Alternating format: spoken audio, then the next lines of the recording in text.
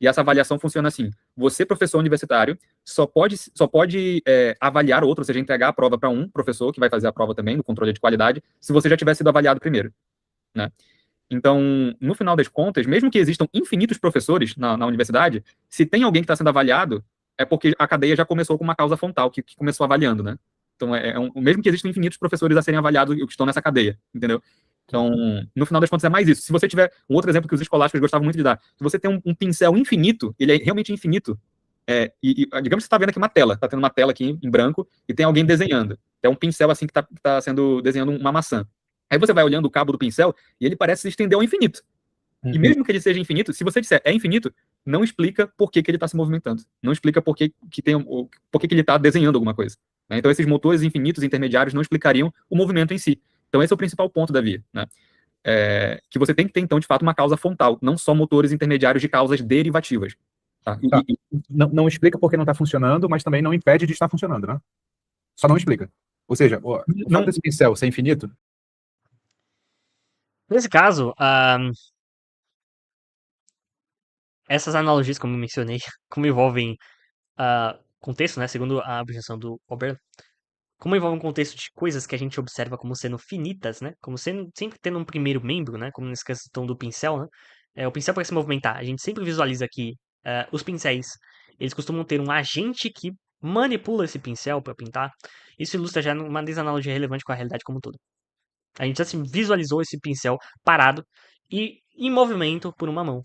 E a gente sabe que, no caso, um pincel só pode se mover se tiver uma mão ali movendo esse pincel, né? Então, nesse caso aí, como não tem algo análogo na realidade, então a analogia ela se quebra. E, portanto, não tem uma motivação para esse tipo de série, para esse tipo de cadeia, né? Ah, mas é isso, né? Para esse tipo de argumento contra cadeias infinitamente ah, essencialmente ordenadas, né? Mas é isso. É só isso. Uhum. Eu entendo o ponto. Não explica por que ele está se movimentando, mas também não inviabiliza que esteja se movimentando, certo? Ou Pela, seja, a barreira é epistemológica, não é metafísica. pela premissa de Tomás de Aquino, impediria, né? Porque aí o argumento se você for tentar reformular, tudo que é movido por outro, né? Então, o movimento dentro da filosofia clássica aristotélica e que é aproveitado na Idade Média é entendido como uma atualização. Você tem uma coisa que está em potência e vai para ato, uma coisa que está em carência e chega à perfeição, né? Sim. Então, esses motores derivativos não teriam a condição de começar espontaneamente o movimento, de certa maneira, né? De certa maneira, eles têm que receber a atualização de uma coisa externa a ele, né? Uma Tá. atualização extrínseca, de fato. Né? Então, de fato, impediria. Impediria porque teria essas outras premissas aí, que podem ser discutidas, evidentemente. Uma objeção que eu sempre ouço a isso beleza, essa regra se aplica a tudo, né? E por que ela não se aplica unicamente ao primeiro motor? Por que ela tem que parar no primeiro motor? Por que só ele é Uhum. dessa natureza? Sim, perfeito. Então, aí no caso, o que a gente tem é justamente a gente chega à descrição desse primeiro motor como sendo ato puro, né? Quem está Sim, ouvindo aqui talvez tenha essa descrição, né? sim. E é que tá, se você não tem, assim, obviamente eu faço um pouco uma reformulação dentro do curso, né? Quando eu digo que é o resgate das 5 vias, é porque eu tento formular uma proposta que fuja um pouco das críticas, né? Mas Sim. se você for pensar na maneira como eles já fazem a formulação da primeira via, eles dizem assim, que tudo. Aí seria importante falar outra coisa também. Existem 4 tipos de movimento, tá? 4 Uhum. tipos de movimento na filosofia aristotélica. Você tem um movimento dentro da categoria da substância, da qualidade, do lugar, né? Do onde, que é o movimento mais, talvez, que a gente fale, né? Que é de mudança de lugar, de deslocamento. E também eu já falei da quantidade, eu acho, né? Quantidade, qualidade, lugar e substância. São 4 tipos de movimento. A gente está muito acostumado com a ideia de movimento de local, como eu já falei. Né? Tá muito Sim, acostumado deslocamento, né? de deslocamento. Mas toda a atualização de potência, por exemplo, eu tenho potência, sei lá, eu tenho potência de crescer, por exemplo, no caso, eu sou criança e a gente vai meio que amadurecendo e tem essa potência de crescer. Isso já seria um tipo de movimento. Envelhecer, degenerescência e tal, isso também é uma atualização de uma potência que você tem. Você vai ganhando aquela a qualidade, ou aumentando em quantidade, ou enfim, tendo alguma mudança dessas 4, né? E aí, o princípio está dizendo que essa mudança ela não está vindo do nada. Entende? O princípio é esse: tudo que se move é movido por outro. É mais ou menos essa a premissa principal. Tudo que se move é movido por outro. Se você está. Inclusive, se vocês quiserem ver uma objeção que parte justamente por essa ideia de que esse princípio que é o princípio cinesiológico, né, o princípio geral do movimento do Aquino, se você quiser visualizar uma objeção em termos justamente da motivação de um princípio alternativo a esse, tem esse texto do Graham Hoppe, bem interessante. Opa, pensar naturalista.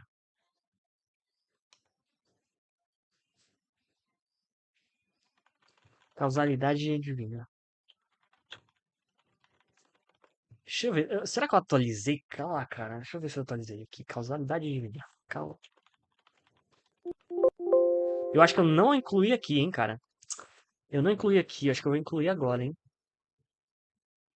Acho que eu vou incluir agora, hein. Deixa eu fazer aqui rapidão. Fa- Fazer uma inclusão ao vivo aqui com vocês, pessoal. Vou excluir isso aqui, né? Vou excluir esses dois aqui.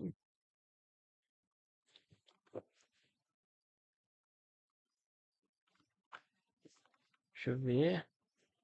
Foi o César Souza que traduziu. César Souza. Ah, continua.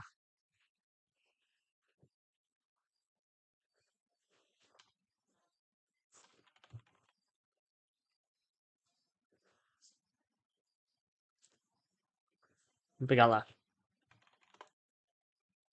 Ó, vou mostrar pra vocês aqui, pessoal. Causalidade divina. Foi uma objeção que, inclusive, teve um tomista que tentou responder e foi mal, tá? Distorceu todo o OP. Distorceu o OP completo, cara, na objeção. Deixa eu ver se eu consigo o OP. Causalidade divina, caralho, velho. Até eu achar. Aqui, ó. Esse aqui. Esse daqui, essa objeção, né? Esse artigo foi publicado no, acho que em 2016, né? 2016, 2017. 2017, ó. Divine Causation foi publicado na Topoi, no Spring and Nature Link, né? Do texto do Graham Hoppe. Objetando a primeira via do Tomás de Aquino, tá? Primeira via. First Way of Thomas Aquinas. E aí o nosso amigo César Souza, ele traduziu. Deixa eu até colocar aqui. Mais uma objeção contra a primeira via, tá? Opa, deixa eu colocar aqui.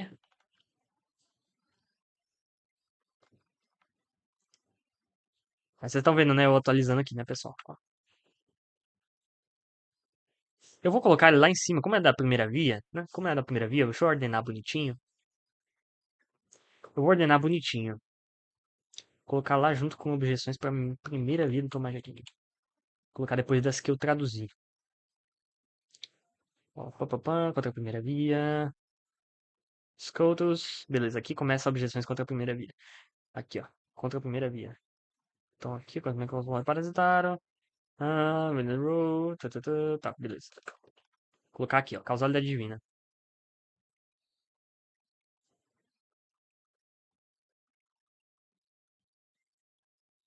Deixa ordenadinho, bonitinho. Via por via. Falta eu traduzir, inclusive, um texto de Jordan Horde Sobel batendo na segunda via do Tomás de Aquino, né? Mas em breve vai estar aí com vocês. E é isso, né?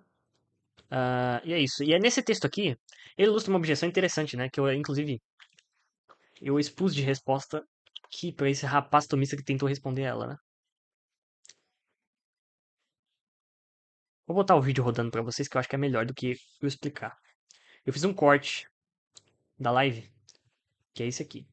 Vocês podem vir aqui, ó. Vocês descem, papapá, papapá, papapá. Aqui, ó. Tomista palpita, espantalha o Graham Hoppe e é refutado ao tentar defender a primeira vida do Tomás de Aquino. Vamos ver aqui o trecho, né? Fazer o seguinte, eu não acho que é justo eu rebater apenas esse argumento dele.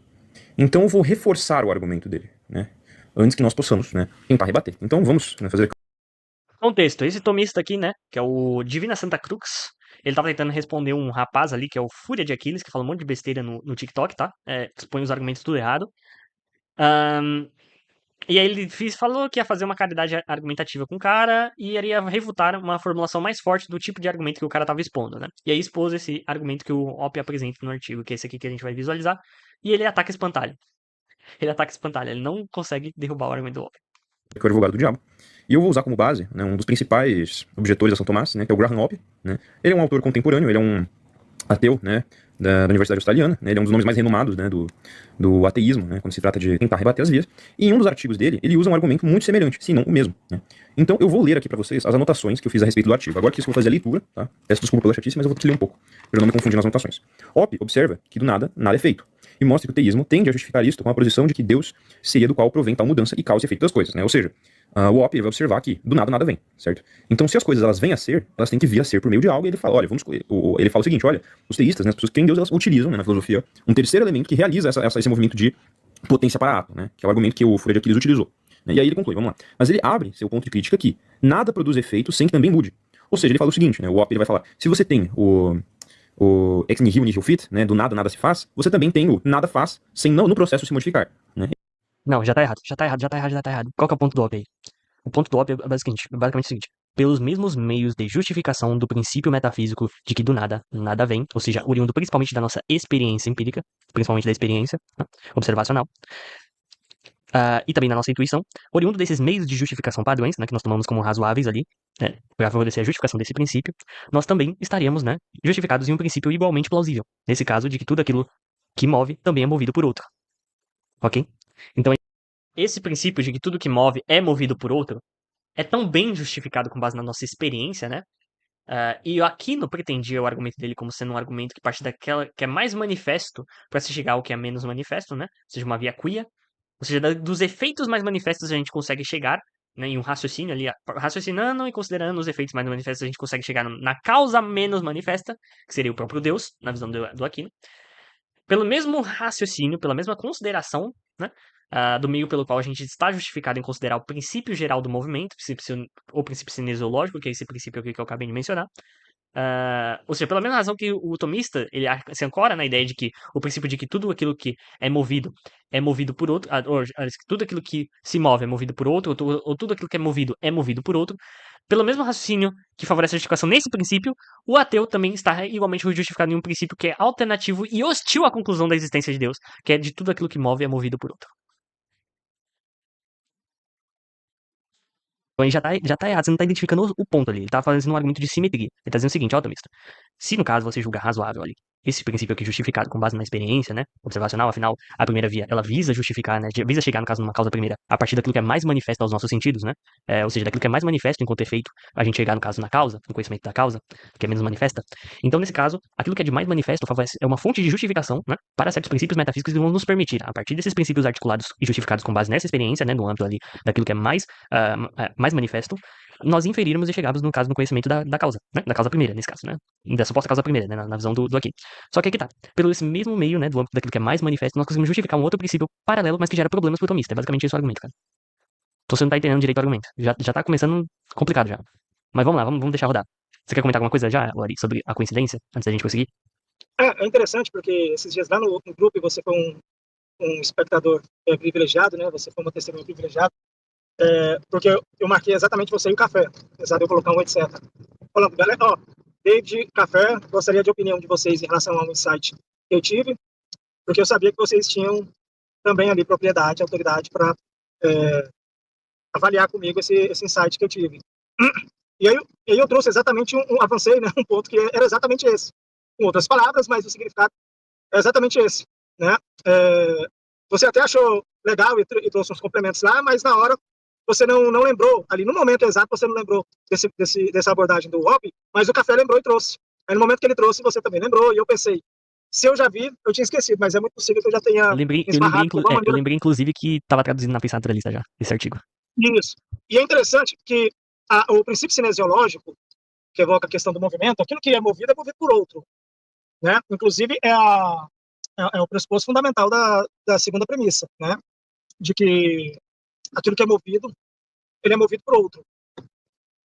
Baseado, evidentemente, lastreado, evidentemente, na questão da definição de movimento em termos da passagem de um estado de potência para um estado de ato, que requer, evidentemente, e a premissa 3 depois vai mostrar que é preciso algo em ato para fazer essa atualização. I'm here in the heart of Beirut.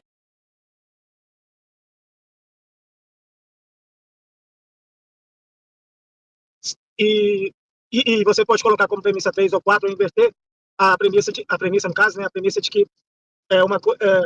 aquilo que está em potência não pode estar em ato ao mesmo tempo sob o mesmo aspecto, até para não violar o princípio de não contradição, e também porque a gente já definiu o que é potência, então lastreado amarrando essas três premissas, a gente esbarra nesse princípio forte, que está em jogo aí nesse contexto, nessa parte do argumento, nessa etapa mais inicial do argumento, que é o princípio segundo o qual aquilo que é movido por outro. E a gente chega a essa conclusão principalmente por duas vias. Uma é observacional, que vem da experiência desde sempre, né? A gente sempre observa que efeitos sempre... efeitos não, porque é claro que tautologicamente o efeito provém de uma causa pelo próprio nome, efeito. Mas eventos de movimento, lastreado por alteração, movimento intrínseco e extrínseco, não importa, mas eventos de movimento, eles são postos em movimento por alguma coisa já em ato ou com algum poder relevante que a gente pode chamar que é o ato, favorece o ato, e sempre é extrínseco. Isso a gente observa. E parece que por intuição também faz sentido, até por uma questão de intuição lógica, tem a ver com o princípio de não contradição e tudo mais, né? E a gente estava falando exatamente desse princípio. Eu não sei se o OP traz exatamente ele, você acabou de falar que o OP cita ele também, mas a gente estava falando exatamente desse princípio para dizer, se esse princípio é obedecido pelos tomistas na primeira via, e nós estamos dentro de um sistema não dialeteísta, onde não cabe contradição, onde não cabe violação de princípios, portanto, as coisas em jogo ali, que não pode violar princípios, então se esse princípio não pode ser violado, então o princípio de que você, que diz que aquilo que move, ou aquilo que causa o movimento também sofre alteração, com as minhas palavras, aquilo que move também de alguma maneira é movido, e é um princípio tão forte quanto esse outro que a gente acabou de mencionar, porque ele é lastreado na experiência também, na intuição lógica, ele também não pode ser violado. Só que, aparentemente, eles trazem uma variável, um elemento que viola, que seria Deus enquanto motor imóvel. Estaria violando esse princípio que é tão forte quanto esse primeiro princípio cinesiológico, de que aquilo que é movido só pode ser movido por outro. Então, se nesse sistema, o princípio, aquilo que é movido só pode ser movido por outro, não pode ser violado, então esse outro princípio tem o mesmo poder, inclusive epistêmico, que é aquilo que move, não mais aquilo que é movido, mas aquilo que move também é movido, ou alterado na linguagem do óbvio, também deve ser obedecido, né? Senão você, de uma maneira arbitrária, você aceita, assume um princípio como princípio geral que não pode ser violado, mas de repente você viola ali numa espécie de petição especial, você viola esse princípio, né? Sem nenhuma declaração forte. Você poderia ter uma fundamentação num ato de violar um princípio, num sistema de lógica tradicional. Não veria como seria possível isso. Ah, mas Deus poderia. Não poderia, porque tudo bem, se você assume que é uma entidade que pode violar princípios, no sentido dessa entidade estar acima dos princípios, ser uma entidade ex-lex, por exemplo, então você já assumiu por princípio que ela pode violar princípio, olha que coisa engraçada, aí tudo bem, segue-se logicamente que aquilo que está acima dos princípios, pode violar esses princípios ao qual ele está acima. Só que, anterior a isso, caso, os princípios condicionados, só que isso torna os princípios condicionados. Só que é uma anterioridade lógica aí que não pode prever esse cenário de algo ex-lex acima dos princípios, que é um cenário de base já, onde princípios não podem ser violados, princípios metafísicos e lógicos. Então, em primeiro lugar, nem poderia haver esse tipo de Deus, ou um tipo de entidade que poderia violar esse princípio. Então, não é que uma entidade que poderia violar esse princípio não teria esses poderes, é claro que teria. Só que, em primeiro lugar, já nem pode haver essa entidade, já nem poderia ser o caso de espontaneamente haver essa entidade, pelo menos de maneira espontânea. Se esse princípio são com o princípio geral da realidade, que é lógico e metafísico, o princípio de que aquilo que move também é movido, então já nem poderia haver essa entidade capaz de violar esse princípio em primeiro lugar, pelo menos de maneira espontânea. Para haver uma entidade que pudesse violar esse princípio, ela deveria ser fabricada, criada, né, por uma outra entidade, ou seja, um superdeus, capaz de violar esse princípio para criar uma entidade como Deus capaz de violar esse princípio. Mas aí a gente só desloca os problemas para essa outra superentidade aí, e isso seria absurdo. Então é melhor a gente simplesmente assumir que se a gente está aceitando um princípio num sistema de lógica tradicional, onde princípios não devem ser violados, então o princípio arbitrariamente não pode ser violado também, né? Agora, pode falar aí que depois eu termino. Pode que você estava querendo falar alguma coisa. Não, eu ia comentar que, de fato, se isso é um princípio metafísico, né, que estrutura a realidade, então, no caso, não pode ter o caso que Deus teria a onipotência, né? Ali a capacidade, Sim. no caso, de violar isso daí, né? Teria o poder de violar isso daí. Porque, no caso ali, isso é um limite, né? Uma restrição da própria realidade enquanto tal, né? E Deus não pode fazer aquilo que é metafisicamente impossível, né? Se é metafisicamente impossível de, por exemplo, do nada vir, né? Do nada absoluto nada vir, e também se é metafisicamente impossível, né? Algo mover, outra coisa sem ser movido, então, no caso ali, Deus também poderia violar esse princípio se ele for um princípio metafísico genuíno, né? Justificado em bases similares, no caso, as mesmas bases, no caso, que geralmente se recorrem, né, os tomistas ali para justificar isso. Né? Até porque é um absurdo, né? Se Deus pode violar princípios, ele está violando o princípio segundo o qual princípios não podem ser violados. Outra coisa que é importante deixar claro. A primeira via e a segunda via, para elas serem argumentos razoáveis em favor da existência de Deus, elas têm que ser compreendidas principalmente em termos de causalidade eficiente. Não pode ser causalidade meramente, aliás, não pode ser causalidade formal e nem causalidade final, né? Meramente. Se você traz a noção de causalidade formal ou causalidade final para versar sobre elas, você não só enfraquece o seu argumento, né, por assim dizer, se você reduz, no caso, o âmbito da causalidade à causalidade meramente formal ali, você não só enfraquece seu argumento, como você, no caso, não consegue chegar, no caso, na conclusão que você quer chegar, que é a conclusão da existência de Deus. Já que existem sistemas metafísicos ali compatíveis com uma visão não teísta, ou seja, uma visão ateísta, contemporâneas, como platonismo acadêmico contemporâneo, que são compatíveis com articulações e noções ali vinculadas com o âmbito da causalidade formal. E também, no caso, existem noções de causalidade final que são compatíveis com o naturalismo, tais como as ilustradas pelo filósofo Philip Leon. Então, se você recorre a essas duas noções ali para tentar supostamente incrementar o argumentou, então eliminar a noção de causalidade eficiente e tratar o argumento só em termos de causalidade formal e final, se é que isso é possível na primeira e na segunda via, né? Se é que isso é possível, já que essas vias focam mais na causalidade justamente eficiente, então isso gera um problema. Isso gera justamente problema. E geraria um problema também para a quarta via, né? Porque se a quarta via é ilustrada em termos não de uma eficiência, mas em sim de uma exemplificação, então nós temos entidades naturais, nós temos o platonismo, ou o realismo platônico, que é abarcado pelo naturalismo também, de certo modo, por um naturalismo mais estendido, que não vê problemas em princípios que são, princípios agora não, entidades abstratas, digamos assim, que Isso, são propriedades que são exemplificadas. multiplamente realizáveis ou instanciáveis ou exemplificáveis, né, e várias coisas particulares. E favorece a explicação, uma certa tipo de explicação metafísica ali, que não é o tipo de explicação de dependência ontológica que é relevante para a primeira e a segunda via, que é a de dependência ontológica constante e em termos de um objeto concreto, ali atemporal, né, que é a base da cadeia, né, e que favorece a explicação de tudo. Mas é isso, né, quem quiser assistir o restantinho que sobrou, né, deixa eu voltar lá pro Ratch, mas vocês entenderam, né, tem essa objeção aí que também é crucial contra a primeira via, tá? E que eu acredito que essa o Fujita não considerou nas aulas dele, tá?